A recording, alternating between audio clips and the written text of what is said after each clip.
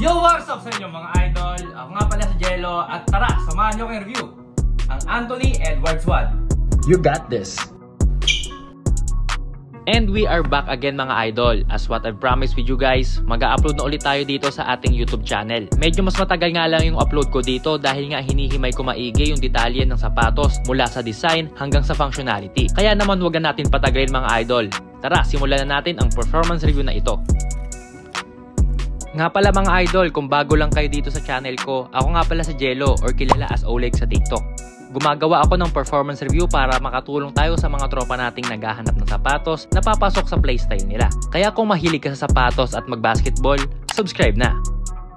Ito nga mga idol ang bagong muka ng basketball shoes ng Adidas. Ito lang naman ang first signature shoe ng 20 years old na Minnesota Timberwolves shooting guard na si Anthony Edwards or kilala sa nickname na Ant-Man. With love pala ang tawag nila sa colorway na to mga idol, which is a tribute ni Ant-Man sa kanyang nanay at lola dahil nga ang favorite colors daw nila ay ang peach at pink. Ang official release date pala netong AE1 ay noong December 16, pero dito sa Pilipinas, lumabas ito around 3rd week na ng January. At etong with love nga ang first colorway na nilabas nila dito. Pero as of editing this video mga idol, lumabas na din yung kulay asul neto at tinawag nila itong New Wave. Ginawa nilang malleable tong AE1 dahil nga very explosive maglaro si Ant-Man at importante sa kanya yung durability ng sapatos. He really hates breaking in new shoes dahil masakit nga daw ito sa mga paa niya. So he requested na to make his first shoe a very durable one. Kaya mga idol, tara samahan nyo kong alamin kung ano nga ba meron dito sa AE1. Very futuristic nga ang atake nila sa design ng AE1. Kaya naman sa bandang toe box ay gumamit sila ng felt paper like material, tapos TPU naman para dito sa caging ng sapatos. At syempre, andito yung signature style ng AE1 mga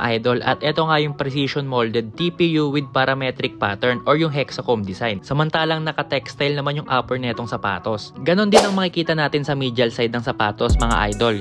Yung hexacomb design sa caging plus yung textile material sa upper ng forefoot. Very futuristic nga yung approach nila dito sa AE1 and at the same time very simple lang to.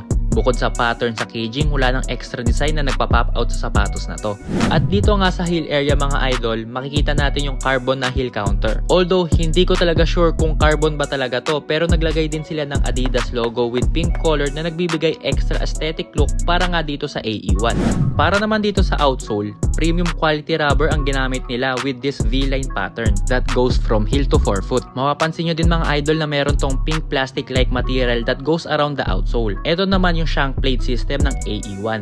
Kapansin-pansin din na nag-start halfway sa forefoot yung tang netong AE1. Para naman sa sintas, ordinary rope laces lang ang ginamit nila. Meron din pala tong extra pink na sintas mga idol. Mas makapal nga ito kaysa dun sa stock laces. Ang timbang netong Anthony Edwards 1 ay 563 grams mga idol. Although size 11.5 tong nabili ko, may kabigatan pa rin tong Anthony Edwards 1. Yung weight niya pala ay nagmumula sa bottom part ng sapatos or yung cushion neto.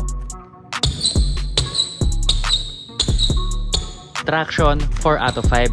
Gumamit sila ng V-line pattern para dito and it works well. Okay yung kapit niya dito mga idol sa hardwood, especially sa lateral movements, plus on point talaga yung stopping power neto. For the durability naman, best to for indoor usage. Lalaban din naman to sa outdoor, lalo na yung rubber coated or yung makintab. Wag lang yung super rough finish na court mga idol. Medyo firm yung rubber material na ginamit nila dito, pero manipis yung tread ng outsole. Kaya just like any other shoe, prone to sa wear and tear. Midsole or cushion, 4.5 out of 5. For me, ito yung highlight ng sapatos. Since Adidas to, ginamit nila yung sikat na Boost plus Light Strike midsole, which Adidas claims that this combination guarantees high energy return. Kung nakasubok na kayo ng kahit anong Boost na sapatos from Adidas, talaga namang napaka-komportable neto sa paa. It has a good impact protection mga idol. Salong-salo talaga neto yung weight natin every time we land. At talagang pinaganda nila yung cushion system neto dahil nga mataas tumalon si Anthony Edwards. Support 4 out of 5. Mid-cut tong Anthony Edwards 1 mga idol with 4.3 inches of height, pero yung top part ng ankle is very flimsy so it has a minimal support lalo na pag na-sprain tayo. Feeling ko kaya ganito kataas yung ankle collar netong AE1 para malesen maigi yung heel slippage ng sapatos. Flat on the ground tong AE1 mga idol, meaning stable ito. Very flexible din tong sapatos na to. Ramdam mo maigi yung top-loaded na TPU shank plate neto that acts like a springboard. Para sa sizing mga idol, For me, go true to size for that extra room feel sa forefoot. Pero kung trip mo yung 1:1 fit or medyo snug, you can go half a size down. Very accommodating tong AE1 para sa wide-footed na tropa natin. So I suggest you go kahit half a size up para dito. Sa kagustuhan kong ma-review agad ito para sa inyo mga idol, kinuha ko na nga yung natitirang 11.5 kaya medyo may kalakihan siya sa akin. Pero grabe pa din yung performance neto. Hindi naman siya wobbly inside kaya na-enjoy ko pa rin gamitin tong AE1 ko. Ang SRP netong Anthony Edwards 1 ay 7,100 mga idol. May onting hype nga tong sapatos na to dahil medyo matunog ang pangalan ni Ant-Man ngayon kaya mabilis din naubos yung colorway na to. Pero huwag kang mag-alala idol dahil hindi naman ganun kataasan ang resale value neto na nagre-range from 7,600 to 8,000 pesos depende sa size. Ito naman yung mga bagay na nagustuhan ko sa sapatos na to. Una syempre yung pang malakasang Boost Plus Light Strike midsole. Sobrang trip ko yung comfort neto sa paa ko. Tapos low on the ground yung court feels netong sapatos na to. Next is yung breathability. Throughout my entire workout, never nag-init yung paa ko. Grabe naman kasi yung ventilation netong AE1 both lateral at medial side. Panghuli is yung flexibility ng sapatos. I love how it bends lalo na when shifting. Talagang sumasabay yung sapatos sa anggulo ng paa mo. Best tong sapatos na to from point guard hanggang sa mga heavy centers natin. Lalo na yung mga guards na talagang shifty gumalaw. Ma-enjoy yung gamitin to dahil it bends according sa angle ng paa mo. 0 to none yung restriction neto sa paa. Para naman sa mga heavy centers at high flyers natin, matutuwa kayo sa responsiveness ng cushion netong AE1. Bouncy siya tapos komportable sa paa.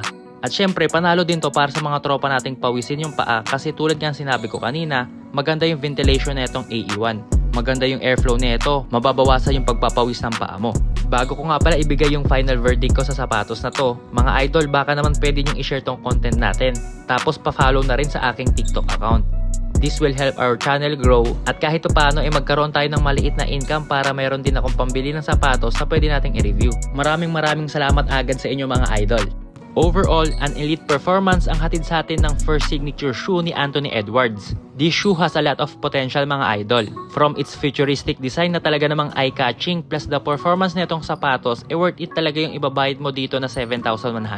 Very nice move yung ginawa ng Adidas para kunin si Ant-Man as their next basketball athlete. Si Ant-Man na ba ang magiging primary face ng Adidas pagdating sa basketball shoes? Or mananatiling si James Harden? Kaabang-abang tuloy yung Harden Volume 8 niya. Tayo mga idol, Ant-Man or The Beard? Magkwentuhan nga tayo sa comment section mga idol. Hihintayin ko yung mga sagot nyo.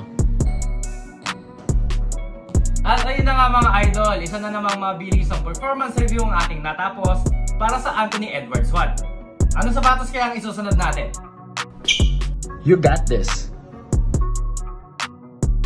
Uy idol, andyan ka pa ba? Meron akong ibabalita sa'yo. Tong Anthony Edwards ko pala nagkaroon ng problema. Kung gusto mong malaman kung anong nangyari dito sa Anthony Edwards 1 ko, abangan mo yung i-upload ko sa aking TikTok account. Bibigyan kita ng hint idol. Binalik ko tong AE1 ko sa pinagbilhan ko. Pero syempre, hindi ko sasabihin sa'yo kung ano ang nangyari. Kaya kung gusto mo talagang malaman, i-follow mo na ako sa aking TikTok account. See you there idol!